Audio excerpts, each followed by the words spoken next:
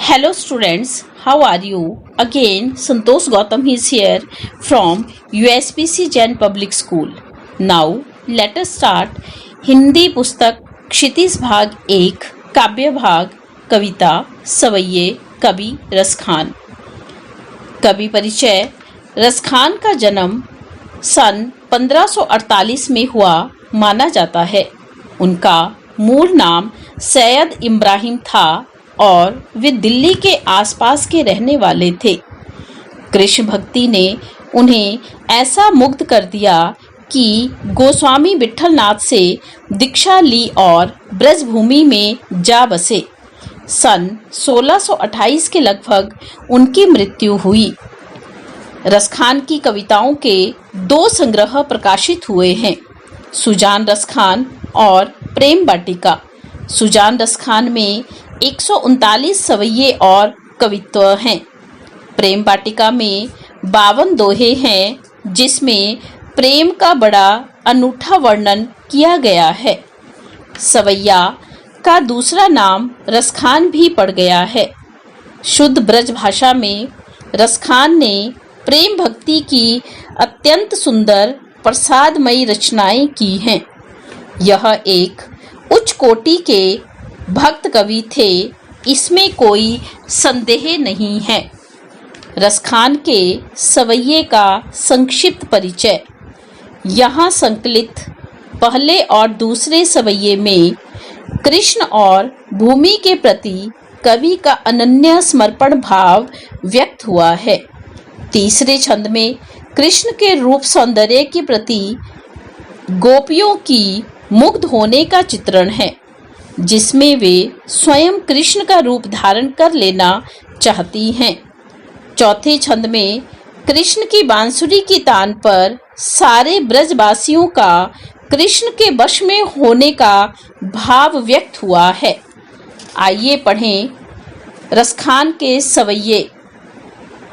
मानुष हो तो वही रसखानी, बसो ब्रज गोकुल गाँव के गवारण।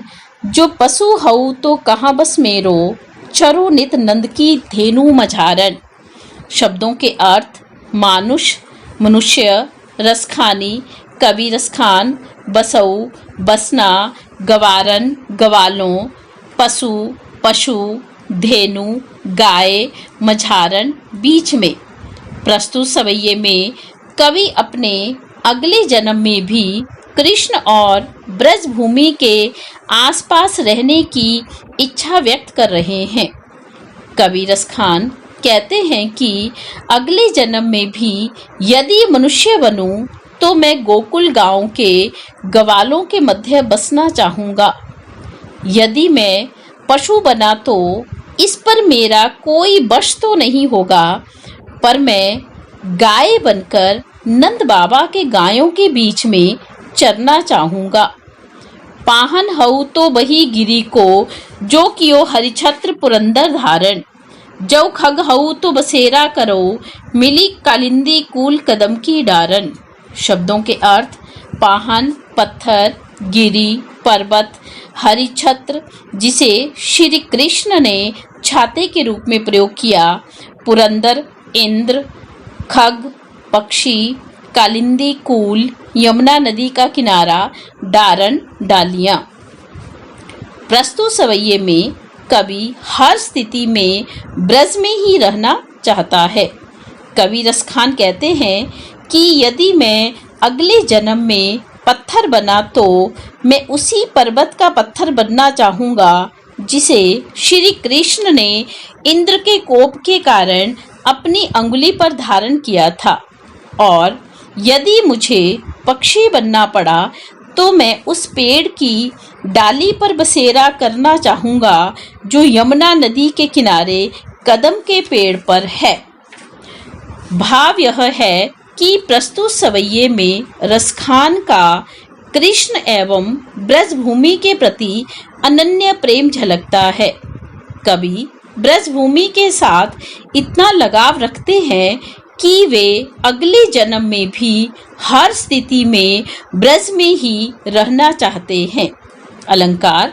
गोकुल गांव के गवारन, कालिंदी कूल कदम की डारन। दोनों उदाहरणों में अनुप्रास अलंकार है। दूसरा सवैया या लकुटी अरु कांबरिया पर रास दिनु पुरको तजी डारो, आठों सिद्धि नवो निधि के सुख, नंद की गाय चराई विसार्यो। शब्दों के अर्थ: लकुटी, लाठी, कामरिया, कंबल, अरु और तेहूतपुर तीनों लोकों का, तजी डारो त्याग दूं, विसार्यो भुला दूं, आठों सिद्धि 8 अलौकिक शक्तियां, नवो निधि कुबेर की 9 निधियां। प्रस्तुत सवैये में कवि श्री कृष्ण की साधारण वस्तुओं को पाने के लिए बहुमूल्य चीजों का मोह त्यागने को तैयार हैं। कवि रसखान कहते हैं कि श्री कृष्ण की लाठी और कंबल पाने के लिए वे तीनों लोकों के रास को त्याग सकते हैं और 8 अलौकिक शक्तियों और कुबेर की 9 निधियों से मिलने वाले सुख को वे नंद की गाय चराने के लिए भूल सकते हैं या छोड़ सकते हैं। रसखान कभो इन आखिन सो ब्रज के बन बाग तड़ाग निहार्यो, कौटिक एकल धौद के धाम, करील के कुंजन ऊपर बार्यो। शब्दों के अर्थ: आखिन सो आंखों से, तड़ाग तालाब, निहार्यो देखूं या देखा है, कल धौद के धाम सोने के महल, करील के कुंजन कांटेदार झाड़ियां, कौटिक करोड़ों, बार्यो न्योछावर करना।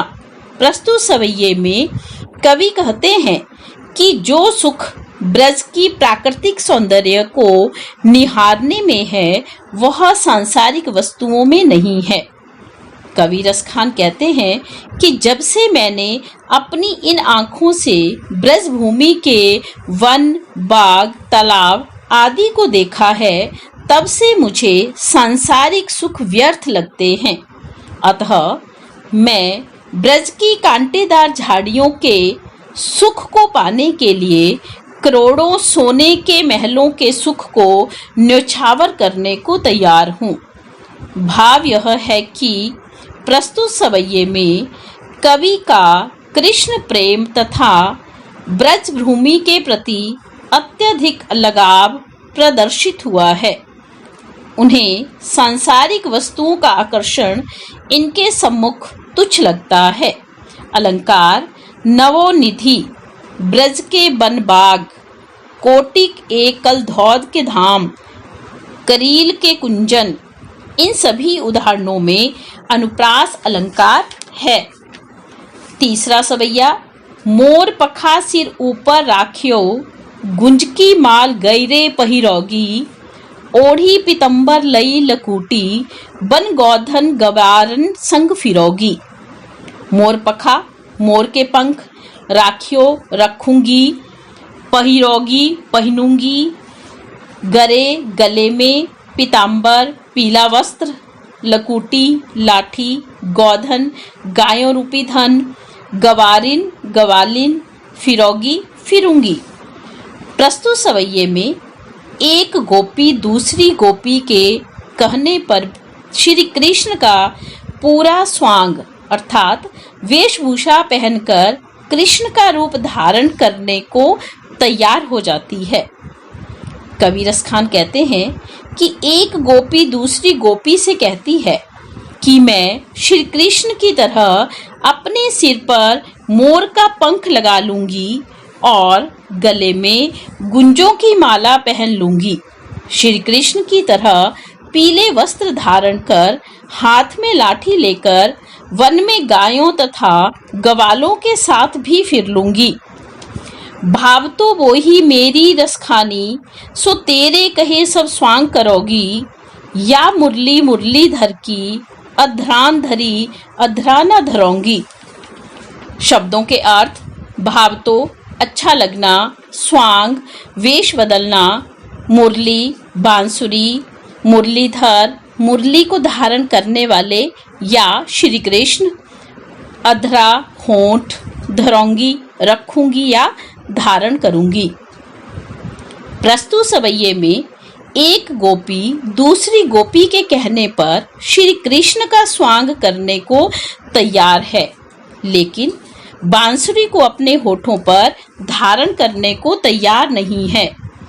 कवि रसखान कहते हैं कि एक गोपी दूसरी गोपी से कहती है कि तेरे कहने पर मैं श्री कृष्ण की पूरी वेशभूषा पहनने को तैयार हूँ, लेकिन मैं अपने होठों पर श्री कृष्ण द्वारा बजाई जाने वाली बांसुरी को कभी भी ना रखूंगी, क्योंकि उस मुरली ने ही श्री कृष्ण को हमसे दूर कर रखा है। भाव यह है कि इस सवैये में श्री कृष्ण के रूप सौंदर्य के प्रति गोपियों के मुग्ध होने का वर्णन है। मुरली से ईर्ष्या होना स्वाभाविक है। इस ईर्ष्या से उनका कृष्ण के प्रति प्रेम झलकता है। चौथा सवैया, काननी दई उंगरी रहीबो, जब ही मुरली धुनी मंद बजई है, मोहिनी तानन सो रसखानी, अटा चढ़ी गौधन गह तो गह। शब्दों के अर्थ, काननी कानों में, अंगुरी उंगली, रहीबो रहूंगी, धुनी धुन ध्वनि, मंद धीमी, मोहिनी मनमोहक, अटा कोठा अटालिका या छत। प्रस्तुत सवैये में कवि ने श्री कृष्ण की मुरली की मनमोहक धुन तथा गोपियों की व्यवस्था का वर्णन किया है। कवि रसखान कहते हैं कि जब श्री कृष्ण मुरली को मंद मंद ध्वनि में बजाते हैं, तब गोपियां अपने कानों पर उंगलियां रख लेती हैं, क्योंकि वे बांसुरी की मनमोहक तान सुनकर अपने घर की छतों पर चढ़ने पर विवश हो जाती हैं। तेरी कहो सिंगरे ब्रज लोकनी, काली को कितना समझऊ है, माई रीबा मुख की मुस्कानी, संभारी ना जहे ना जहे ना जहे। शब्दों के अर्थ, टेरी पुकार कर बुलाना, सिगरे सारे, संभारी ना जहे संभाली नहीं जा रही। प्रस्तुत सवैये में श्री कृष्ण की मुस्कान के अचूक प्रभाव का तथा गोपियों से उनकी मुस्कान संभाले ना जाने का वर्णन है। कवि रसखान कहते हैं कि सारे ब्रजवासियों को पुकारकर भले ही कितना कहो, भला वे कहाँ समझने वाले हैं। एक गोपी दूसरी गोपी से कहती है, श्री कृष्ण के मुख की मुस्कान इतनी प्यारी है कि वह हमसे संभाली नहीं जाती। भाव यह है कि श्री कृष्ण की मुरली की मोहक धुन और उनकी मुस्कान के अचूक प्रभाव का तथा गोपियों की विवशता का मनोहारी चित्रण हुआ है तथा ब्रजवासी भी उनके प्रभाव से अछूते नहीं हैं। अलंकार, माई रीबा मुख की मुस्कानी, गौधन गह तो गह, काली को कितनों। तीनों उदाहरणों में अनुप्रास अलंकार है।